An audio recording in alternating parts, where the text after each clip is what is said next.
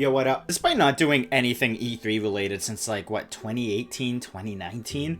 Sony decided to kick off fake E3, and a week before Summer Game Fest too. They're still technically a part of it. It's in the Summer Game Fest overview video. It still feels weird that they're doing it now, and I honestly had pretty high expectations. Even though it was just a state of play, they have had some very good ones around the summer, and this one felt weird, didn't it? Like, there were definitely some big announcements, and one trailer I really enjoyed. I don't know why I feel the way I do about this state of play, and maybe going through it will help me realize. I say whatever, but it's honestly like a 7.5 out of 10. It opened with Resident Evil 4 Remake. I feel like we've known about this game for a very long time, despite the fact that it just got announced. It's a great game to start with. I feel like the only thing they can really do to mix up the game is actually make it scary. I'm by the belief that Resident Evil wasn't scary until 7. Even then, it's not like the other remakes are scary. I feel like the only ones that are like actually scary are 7 and 8. The VR support is good.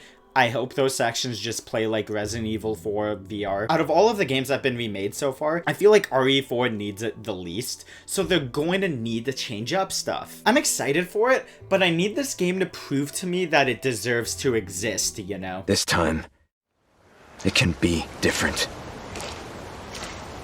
It has to. Hope you're right, Leon. Solid release date, though. Village in VR is also good. Though after a pretty solid start, I hope they can keep this momentum going, and I checked out on the exact next game, until it showed that it was Walking Dead. I've heard very good things about Saints and Sinners, and I'm happy it's getting a sequel, and I'm sure this game will be good. And me checking out as soon as I did kinda shows this state of play's quality. Even though that second game is one I will play, if I get a PSVR 2. Spider-Man Remastered coming to PC isn't surprising considering Sony's push to PC. I don't really like it when they do announcements like these at State of Plays. They're kind of small announcements, and I feel like if you care enough about Sony to be watching a State of Play, you already have one of their consoles. I feel like a Bloodborne PC port is the only one that's big enough to do at a State of Play, and that's only because people have been asking for it for a very long time. I would prefer if they didn't do their PC announcements like this, and they just announced a bunch of games coming to PC all at once. Calypso Protocol looks fun. I really like Dead Space, so I'm excited for the spiritual successor. Watching this trailer brought back so many memories of Dead Space. It's been a while since 3 came out,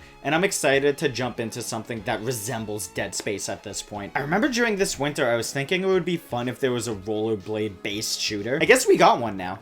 And it has a fun art style. I don't know how Enter Night isn't an Atlas or Bamco game. Just something about that trailer, it was just screaming that it was made by Bamco. That's all I have to say on the matter. I'm not the biggest fighting game guy around. I only really care about Smash. But Street Fighter 6 single player mode could be enough for me to pick it up. I've always liked the series, but I've never really gotten into it. And it did look fun, so let's see if I end up picking it up. I was so very happy when they showed Yoshi P. It's nice to know he's been working hard on the game, despite the world being on fire right now. But man, Final Fantasy 16 looks so fun. There's sometimes when I'm watching a trailer where I'm like, fuck yeah, I really want to play that. And I definitely felt that with this trailer. The story could be interesting. I still want to know a little bit more before I make a judgment call on it. Summer 2023 though, that hurts. I was really hoping that game was going to come out this year. This game just looks like such a blast. Give me my goddamn character action Final Fantasy game already, Square. I remember a while back, Yoshi P said that they were going to announce stuff in December,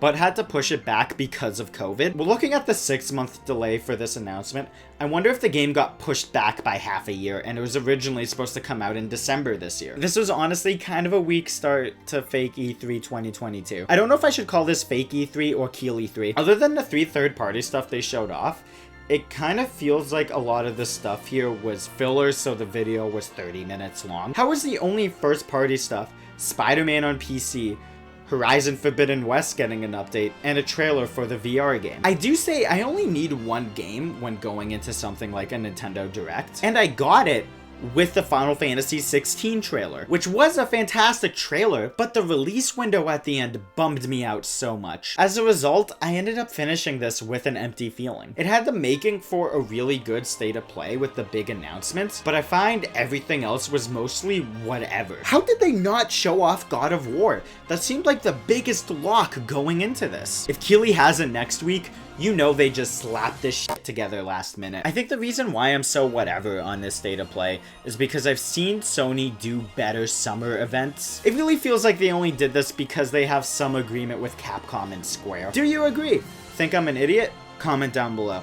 Dislike the video if you're also confused why God of War wasn't here, and subscribe for more bad content. Follow me on other platforms if you want. Take care, guys.